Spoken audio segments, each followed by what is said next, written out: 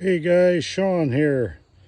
Just wanted to show you this cool immature bald eagle feather I found on the forest floor. A lot of pretty colors in that.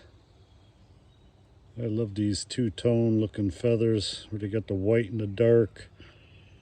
Very cool. Yeah, I was just laying on the ground here. There's probably an eagle up in this big white pine. Seems like they're shedding some of their feathers this time of the year. Very cool. Thought that was cool to show you guys. Take care and have a great day out there. We'll see you on the next video. Put this feather here back in the wilds.